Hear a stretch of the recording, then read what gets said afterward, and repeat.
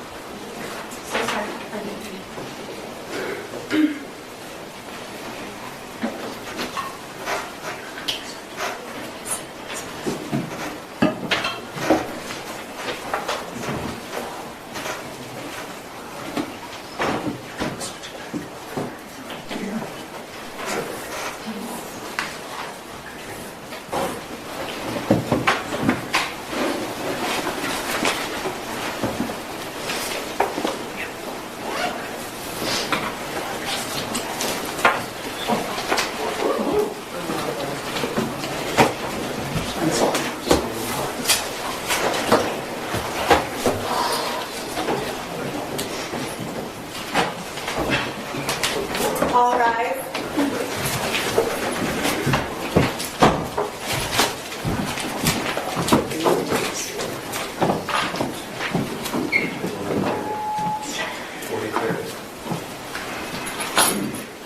Your Honor, calling People v. James Crumbley, case number 222799989FH. Ready for the jury? Yes, thank you.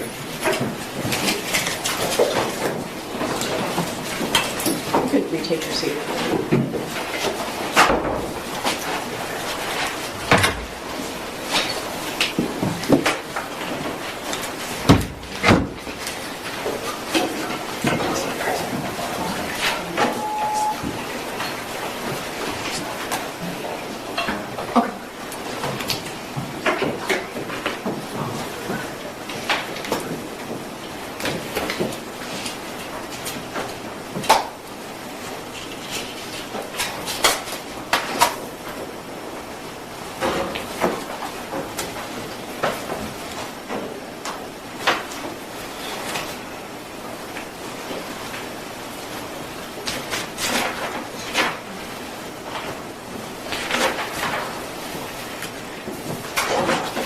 All rise for the jury.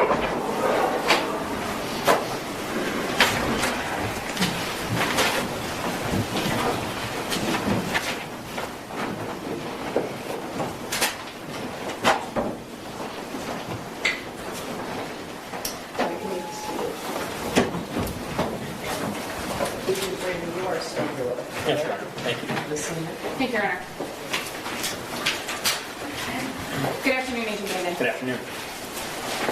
I'm going to go back just a little bit and get just a little bit of background information. In November of 2021, you were employed by the ATF, and you also worked on was it a task force? Did I understand that correctly? So at the time of the shooting, I wasn't on the task force yet. I was working on cases in Pontiac which led into the creation of that task force. In connection with this case, you reviewed a significant amount of information and data in the investigations related to the Oxford High School shooting. Yes. And that would be specific to Mr. Crumbley, some specific to Mrs. Crumbley, and some specific to their son. Yes.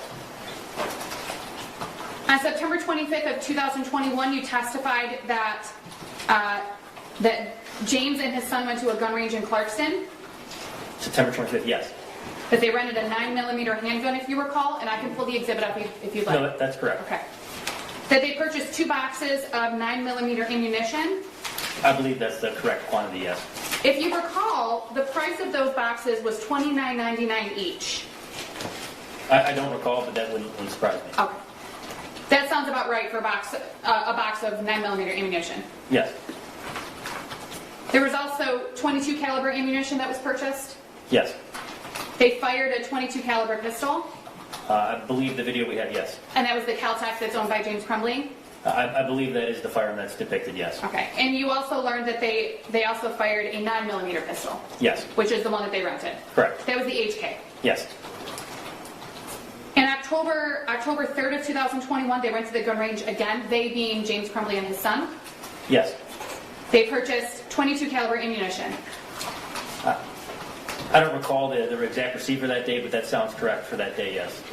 And in October of 2021, to your knowledge, based on your knowledge of the investigation, there were 2 pistols in the home, and that was there were BB guns as well. I'm not referring to those. Sure. There were 2 pistols. There was the Derringer, which you've been shown, and the Kel-Tec. Correct. Okay. Those are both .22 caliber handguns. Yes.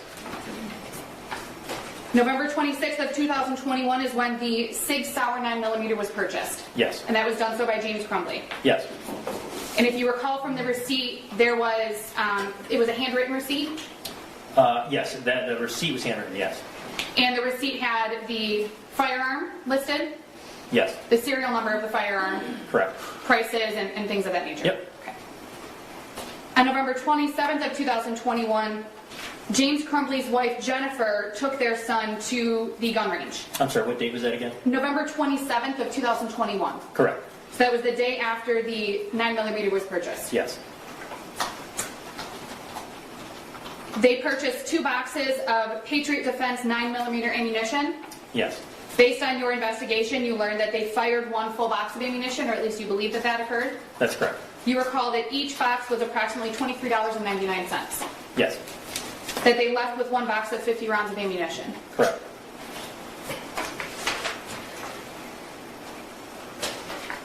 I'm going to get back to, you compared the handgun on the math assignment and also the handgun in the home. I'm going to get back to that in just a minute, but I do want to talk about keeping a handgun safe in a home. You would agree that there are a variety of ways to keep a handgun safe in a home, and I'm going to give you some examples. One would be to store it in a safe. I would say that's one way to... Are you saying, when you said keeping a firearm safe, what does that mean exactly? Sure.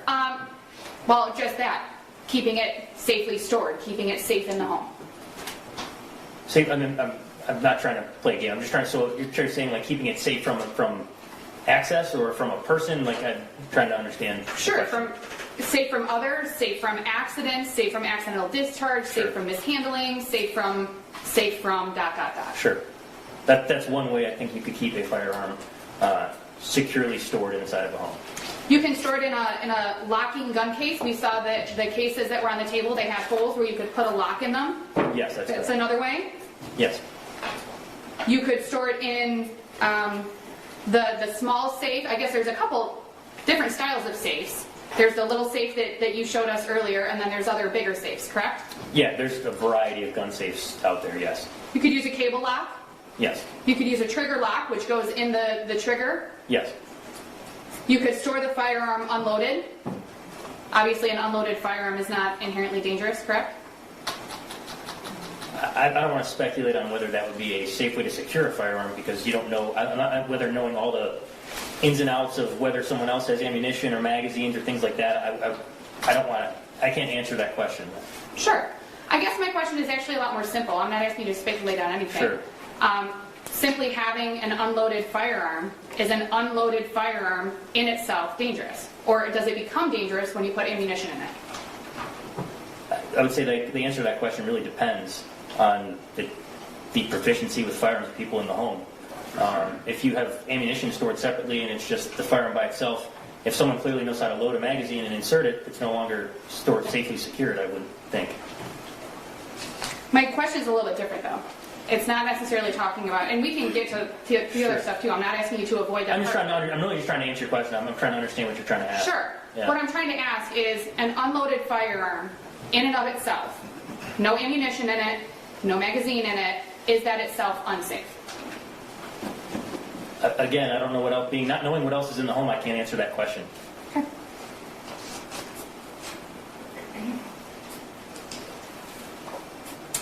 You would agree that keeping a handgun safe depends on a variety of circumstances. And you talked about some of those, not knowing if there's ammunition in the home, right? Yes, are you talking now again about the same line of it being stored just by itself? Correct. I mean, yeah, there are so many factors that would go into whether that would be a secure way to store a firearm, yes. Where it's stored could also be dependent upon the age of the people in the home. I think that's one relevant factor, yes. The people who live in the home, their knowledge of firearms. And I think you mentioned proficiency, like whether or not somebody could load a magazine. Right. I think we're getting into an area that's kind of, I don't know how to answer that question. I'm just really trying my best here. I don't know how to answer that question. There's just too many variables. There's a number of variables. That's kind of the point that I'm making. There's a number of variables that go into determining whether or not a firearm is stored safely. Is that fair? Yes. There are a number of variables that come into play when considering how to store a firearm, yes. Okay. One of the ways that we just discussed was a cable lock. Cable locks can be removed in more than one way, correct? It can be removed by using a key and unlocking the cable lock. Yes, that's the way to unlock the cable lock, yes. And I think that one of our witnesses previously also testified that you can also cut off a cable lock. Yes, I'm aware that there are tools you can use to defeat a cable lock, yes. As for the youth handgun safety pamphlet that the prosecutor showed you, you're aware of federal law, which that ATF handgun safety pamphlet is about federal law, correct? Yes. It's not about Michigan laws. Correct. I believe it references state and local ordinances at one point, but generally speaking, yes, it's a federal law. Okay. And you're aware that it is legal under federal law for a minor to possess a handgun in certain circumstances? Yes, that's correct. That includes going to a shooting range? So we have to be careful about how we're using the words in that sentence. So there's five specified things in particular about what minors can do alone with firearms with written consent from their parents. It would be hunting, ranching, employment, target practice, and hunting, I believe.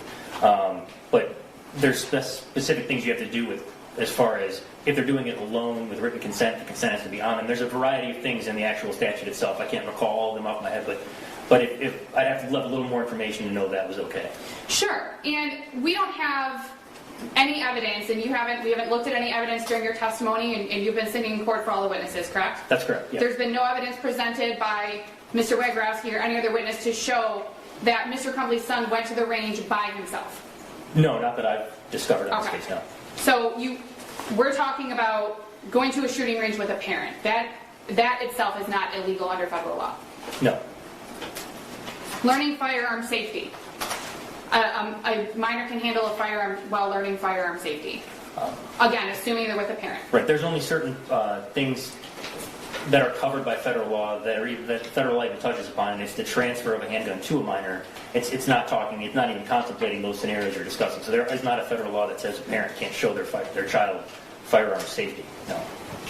And during your involvement in this case, you found no evidence that James Crumbley was aware that his son had obtained unsupervised access to any of the firearms in his house. Can you repeat the question? Yes. During your involvement in this case, you found no evidence that James Crumbley was aware that his son had obtained access to the firearms in his home. I don't recall him ever having the videos of his son playing with the firearm or anything like that, just the fact that he was present during the time. So he was in the home during those times, but you don't have evidence that James was aware that those activities were occurring. Is that fair? And I'm not trying to trick you. No, I haven't. I understand your question. If I understand it correctly, you're saying that there's not evidence that he sent the video to his dad saying I was playing with this gun or something to that effect. I never found anything like that, if that's what you're asking. You've been involved in this case since November 30th of 2021. We heard your testimony about that. You were involved in the search of Mr. Crumbley's home? Yes. And that was on November 30th of 2021? Yes. And we talked about there were various BB guns found in the home. That's not illegal, correct? I can't even comment. I don't know. I'm sure they are. I have no idea. No idea. Okay. I mean, under state law, I have no idea what's legal and not with BB guns. There were also 2 pistols which were located in a gun safe, which you testified about previously. Yes, that's correct. That gun safe with those 2 handguns were located inside of a TV stand or a dresser of some sort? It was like, I think it was a dresser that had a TV on it, and it was like had like a couple of drawers and a sliding thing in the middle. Yeah. So it was located inside of that dresser in a cabinet? Yes. There was also an empty Sig Sauer gun case, which we've seen, found in James's bedroom. That's correct. along with an empty box of Patriot Defense 9mm ammunition, Yes. also found in James's bedroom. Yes. You learned that Mr. Crumbley purchased 3 handguns between June and November of 2021. Yes. We went over those purchases today. Yes. With each purchase, you know that Mr. Crumbley signed a trigger lock statement, That's correct. and you reviewed those as part of your involvement in the case. I reviewed the documents from every purchase, yes. Now, you also know that for an FFL dealer to be compliant with federal law, that they also have to provide the ATF use safety handgun notice Correct. with each purchase. Yes. So, Mr. Crumbley purchasing 3 handguns between June and November, he would have received 3 of those pamphlets. I believe that's correct, yes. So we've talked about one, the one that was found in the Sig Sauer case, but you don't know the location of the other 2. I do not. And there's no requirement in that pamphlet or anywhere that Mr. Crumbley display that notice anywhere in his home. No. Okay.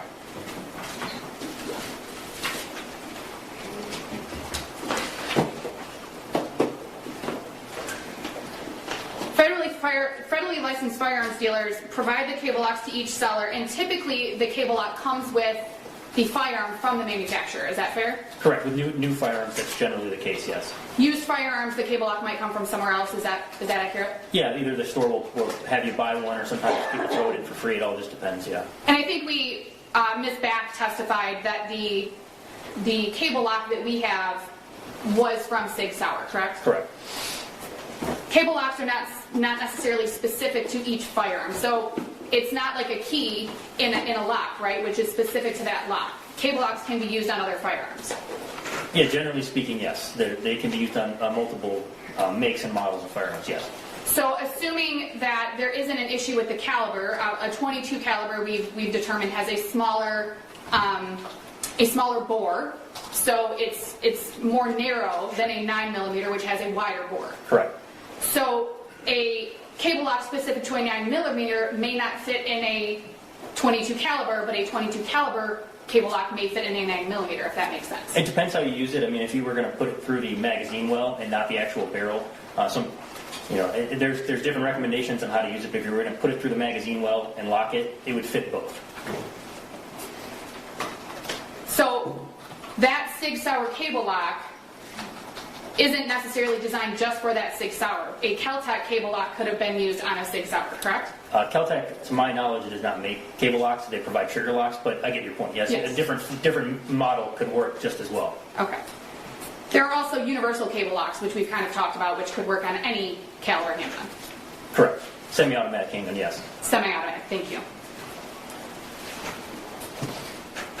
Again, Mr. Crumbley, we know received 3 either cable locks or trigger locks in connection with the purchases of the handguns. Correct. Based on the documentation we have, yes. Right. You found 1 cable lock in the home. That's correct. The keys were still in the lock. Yes. You did not find the other 2 No. or their keys. Not to my knowledge, no. You don't know where those other 2 cable locks are. I believe there would have been a trigger lock with the Kel-Tec, but to your point, yes. Okay. You don't know whether Mr. Crumbley had a cable lock on the SIG or not at the time that it was taken by his son. Based on your investigation. His son. And based on statements made that we've heard in court and other things like that, I've never heard mention of a cable lock. I've always heard hidden. Okay. You don't know that. Is that fair based on your investigation? I know that one wasn't recovered at the school or in the house. Is it a certainty? No, I think it's highly improbable. You said that 1 was recovered at the school? I said 1 was not recovered at the school. Oh, I'm sorry, I didn't hear you. So it would, yeah. I found no evidence that a cable lock was ever installed in that firearm. The prosecutor was asking you about the difference between a .22 caliber round and a 9mm round, and there was something about the size of it, the bigger the round, the bigger the hole, things like that. I don't know if I said that today, but I know it, yes. Okay.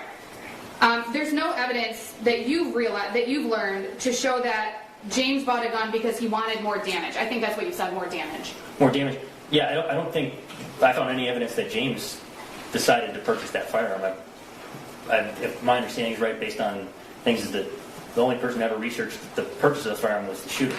We also heard Ms. Back testify that, and confirm that when Mr. Crumbley went and purchased the 9mm Sig Sauer, that he had made indications that he had been looking at it for a few days. Do you remember that testimony? Yeah, I remember it was either a few days or quite some time. I'm not sure the phrasing, but I remember hearing that testimony, yes. And we know that James Crumbley also has fired a 9mm prior to November 26th of 2021. I believe it was September or October of that year. Yes, I recall he had at least fired it then and then maybe in July that year too. We talked about Exhibit 167, which was the small safe. Yes. The combination on that was 000. Yes. You have no knowledge if anyone other than James knew the combination of that safe? I do not. Specifically, you have no knowledge if his son knew the combination of that safe? I do not know if he knew the combination was 000, no. You don't know if James was aware if his son had the combination to that safe. Is that fair? I have found no evidence that he provided the combination or his son knew the combination, but based on the fact that we recovered the firearms in the home in the safe and that we have videos of, at least there's the one video on, was it August 19th and August 20th, the two videos of Mr. Crumbley's son playing with the Kel-Tec. There's also a video, I forget the date, of the shooter playing with a Derringer inside the house at one point. So if they were in the safe, I don't know if his father was there or not. I can't answer that question for certain whether his son knew the code to that safe. Okay. And you talked about August of 21. That was obviously before November 30th of 2021 when you recovered that safe from the cabinet. Correct. You testified with the prosecution that you were, I believe you used the word shocked to find the ATF used handgun pamphlet in the 6 Sauer gun case, right? Yes. Now, we just talked about the fact that there were at least, we believe at least, 2 other pamphlets that were provided to Mr. Crumbley. Correct? Because we know that because there were 2 other firearms in the home, Sure. and you have no reason to believe that those were not sold in compliance with federal law. Correct. You don't know when or how often Mr. Crumbley reviewed those pamphlets with his son? I do not. Prior to November of 2021? No. In fact, it would be an assumption that because it was in the Sig Sauer case, that must mean that Mr. Crumbley wasn't reviewing those rules or following the rules with his son. Is that fair? Can you either rephrase or repeat the question? Yes. It would be an assumption about whether or not Mr. Crumbley reviewed those pamphlets with his son just because it was found in the Sig Sauer case. Correct, yeah, I think that's why I said I was shocked that it was just kind of discarded to the back, yes. And we also established that there was no requirement that he post that pamphlet anywhere in his home. Correct. Prosecutor asked you about registering handguns. You don't know whether James mailed the pistol sales records, correct? You mean mailing them in to... If they were mailed in process, they would have shown up in the registry. I've actually ran it between or either right before the first trial or this trial, and it still wasn't in there. So it'd be odd if all 3 got lost in the mail. Even assuming that James didn't mail them or drop them off, the penalty is a civil infraction, correct? Yes, I was only answering the question that they weren't registered. It's a fine, correct? I don't enforce that state law particularly. I generally deal with other parts of state law with firearms offenses. So I'll take your word for it. Well, and I can show you the exhibit if you'd like. The pistol sales record actually lists the penalty at the top. Sure. You talked about Mr. Crumbley's son's stance while at the shooting ranges.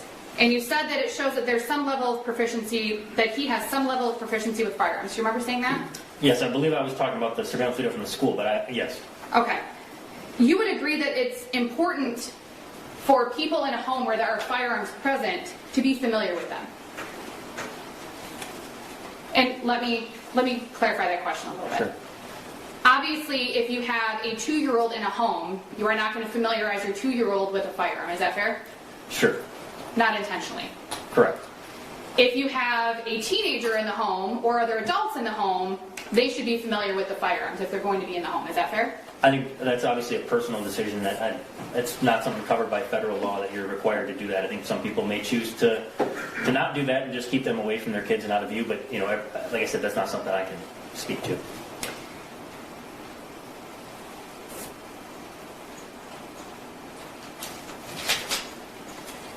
Prosecutor specifically asked you about Exhibit 169, which was the firearm purchase on June 15th of 2021, and that there was a delay. You testified that sometimes the background may take time. That's not a negative or positive, it's just a fact that sometimes they take time. Correct.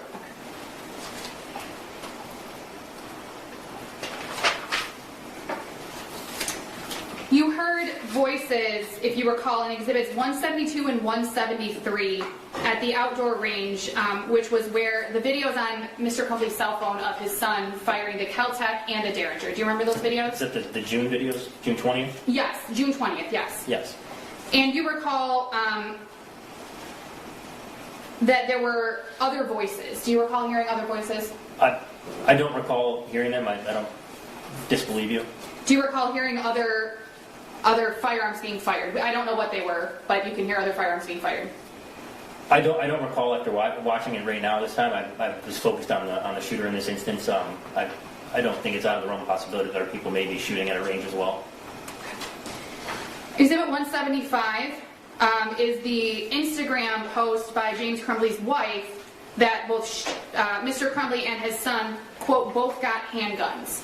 That was the Instagram story? Yes. Yes, yeah. And that was, that video is showing Mr. Crumbley's son firing the Kel-Tec, Yes. which was in the safe in his room, in the safe in Mr. Crumbley's room. On November 30th, yes. Correct. Yep. Exhibits 70 and 71 are the August 19th of 2021 video and text that we just talked about a few minutes ago. That is of the Kel-Tec, correct? Yes, both the August 19th and 20th videos were of the Kel-Tec, yes. So you would agree that these may have been the same night. The August 19th video was about approximately 9:30 p.m. and the second video was about 12:30 a.m. the following morning. Correct, yeah, it was the same night into the following morning, yes. Exhibit 70 and 71, you specifically can see that the Kel-Tec is unloaded. In the 819 video? Yes. Yes. That there's no round in the chamber and that the safety is not engaged. Correct. Exhibits 72 and 73 are the August 20th of 21 videos. Your testimony was that Mr. Crumbley's son slammed the firearm down onto the magazine and released the slide forward. Correct, yes. You testified that the way that Mr. Crumbley's son was handling that firearm was not safe handling. Correct. You may have also testified about this, but I wanted to clarify. There was nothing in your investigation that showed that James was aware that his son had made that video. No, again, just only what I testified to, that he was in the home at the time of the video, but no. Exhibit 190 is the September 25th, 2021 gun range. There was some 9mm rental, some ammunition purchased, and then targets also purchased. Yes. There were silhouette targets and also non-silhouette targets purchased, if you recall. I don't recall, but I take your word for it. There were also range safety officers present, if you recall. Yes, I think that's standard at that range in my experience.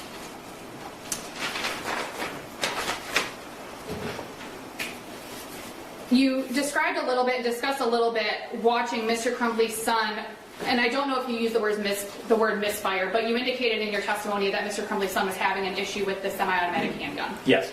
That he was struggling and was unable to clear something, correct? Yeah, I think he thought a round was in the chamber, and he thought he cleared it, but there was actually nothing in there, and that's when Mr. Crumbley picks up the magazine and inserts it and makes it operable again, yes. And obviously we know that Mr. Crumbley and his son went to the shooting range. Yes.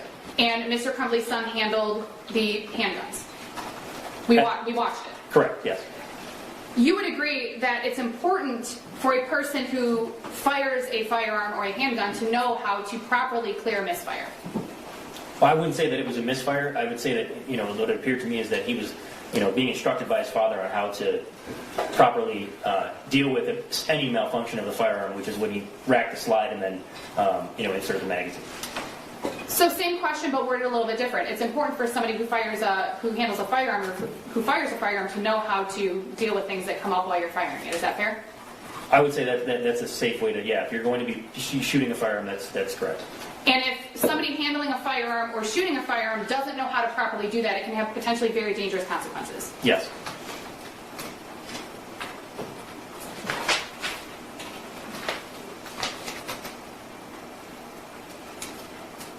Exhibit 95 is the social media post by Mr. Crumbley's son about the one where there's the multiple photos of the Sig Sauer. He talks about his new beauty, his 9mm, his Sig Sauer. That I recall the post, okay. yeah.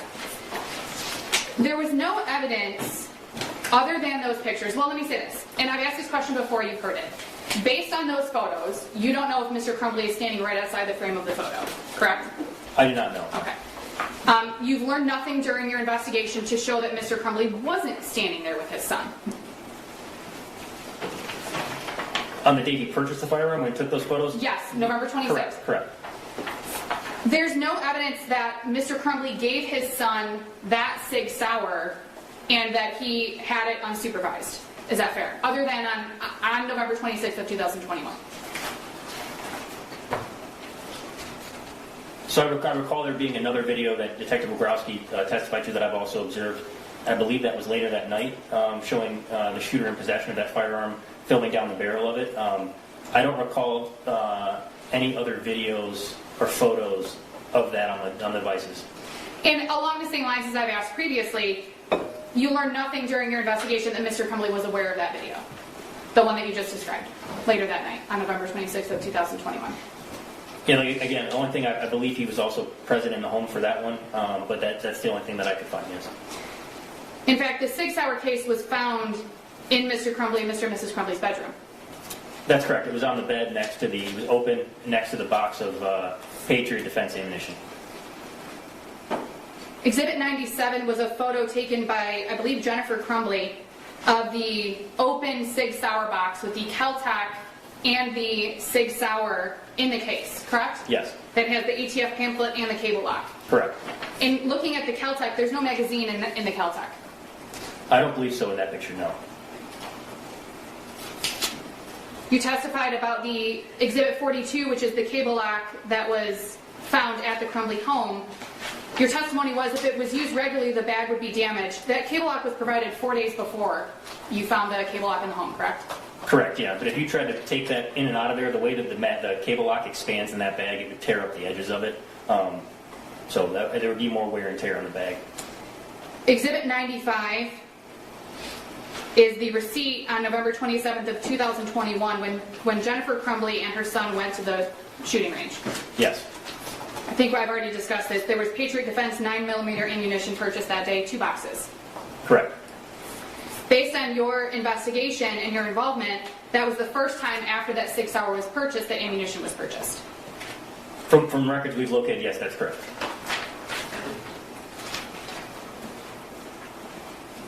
If you recall, and if you don't know the answer to this, please tell me.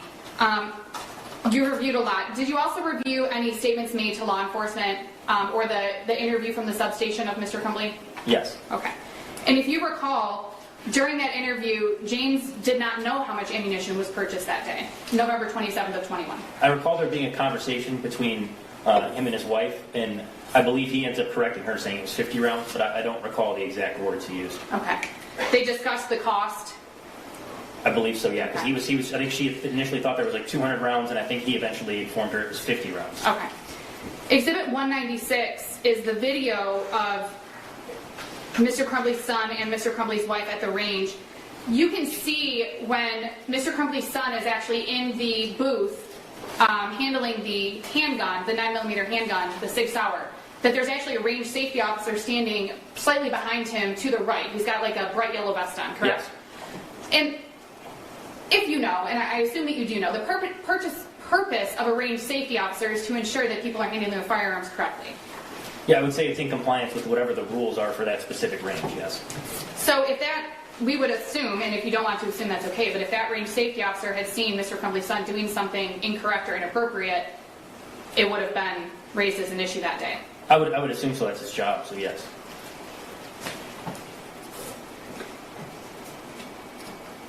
The empty box of ammunition that was discovered in the Crumbley home on November 30th of 2021 was Patriot Defense ammunition.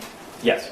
And I think you testified earlier that there are 9mm ammunition is more expensive than .22 caliber ammunition, correct? Generally speaking, yes. Okay. But within that, there are are varying levels of expensive for the 9mm ammunition, correct? Correct. And we know that there were 2 different prices on 2 different purchases of 9mm ammunition in 2021 by James Crumbley and by his wife Jennifer Crumbley. Yes. And obviously, if you're going to the shooting range, you need ammunition to shoot, correct? Yes. So it's not unheard of for somebody to buy rounds of ammunition at a shooting range. No. During your involvement in this case, you saw no information that James Crumbley was aware of the Instagram post by his son. Let me clarify, because I think there were a couple. The Instagram post where his son commented, it was Exhibit 100, about his, quote, new SIG. I don't recall if he saw that one. I know he saw the social media post by his wife of the firearm, but I don't believe that there was evidence of the him viewing that specific post that I found. You also talked, lastly, you talked about the similarities between the drawing of the handgun on the math that we've seen, the math assignment that we've seen in Exhibit 130, and also, and let me see if I can get back to it, and also the similarity to the handgun, the Sig Sauer handgun. Do you remember making that comparison? Yes. Okay. Let me see if I can pull that up.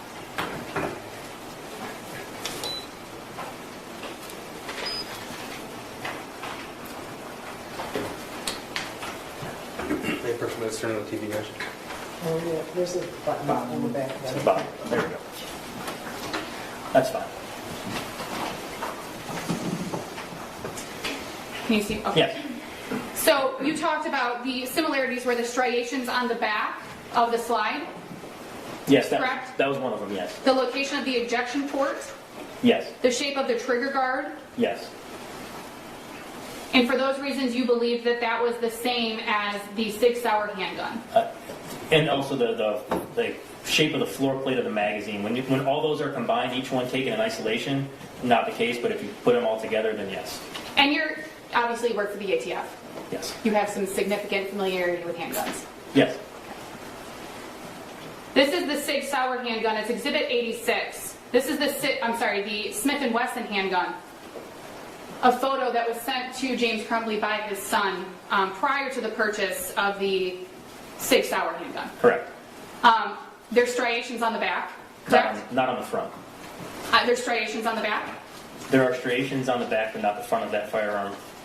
And that's the ejection port that we can see on the top. Well, the side facing us. Obviously, we can't see what's on the other side. Correct. There's also a black line that's not, it's a two-tone firearm, and there's a black line. There's vast differences between that one and the one that's drawn. There are some similarities, like we discussed. But I said again, taken in isolation, it could be a different firearm, but when all put together, it appears to be the same firearm. And you don't know if anyone who viewed that handgun on the math homework even made the connection between that and the Sig Sauer. Is that fair? Other than you. We know you did. I found no evidence that they did it. I know that if you buy a firearm, you generally know what it looks like, but I have no further questions, Your Honor. Briefly, Special Agent Brandon, Defense Counsel just asked you some questions about other cable locks being used or could have been used. Do you remember that? Yes. All right, and she asked you about the other 2 cable locks. Do we have any evidence there were 2 other cable locks ever given to James Crumbley? No, there were 2 trigger lock forms that could have been trigger locks or cable locks. And honestly, the cable lock for the Derringer probably wouldn't have even worked because you have to have one small enough to fit through the actual firearm itself, which the SIG one would not. All right, and you just testified that you believe a trigger lock was what was sold with the Caltech. Did you say that? Yes, that's correct. Okay. Did you find any evidence of a trigger lock or another cable lock anywhere in the home? No. Anywhere in the school? I didn't search the school, but I'm not aware that one was ever located. Okay.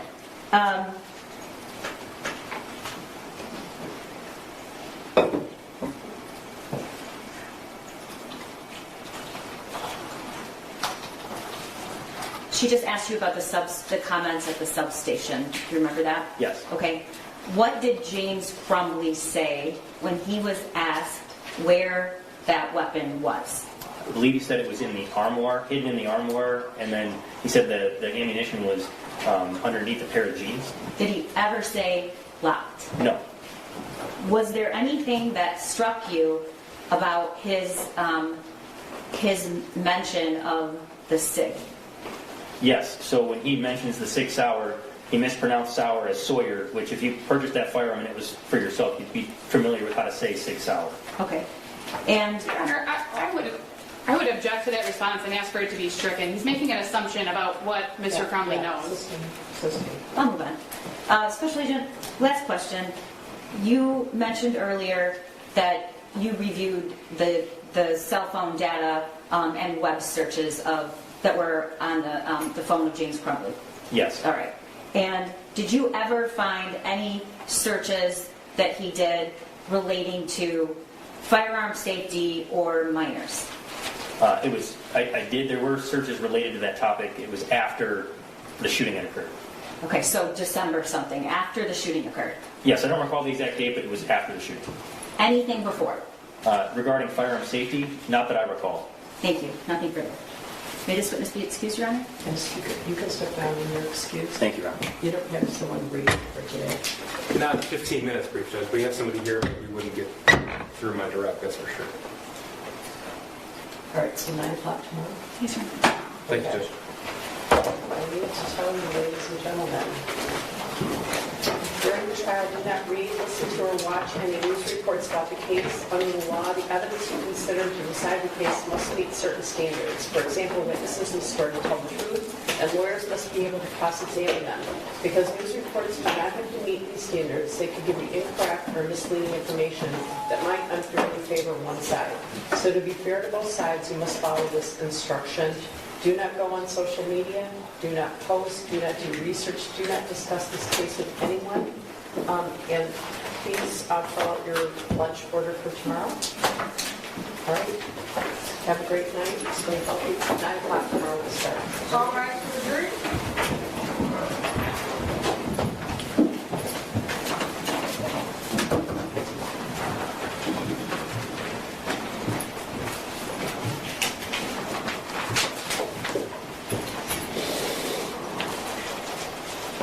You may be seated. Deputies will to remind everyone to stay seated while the defendant's taken out of the courtroom. Okay?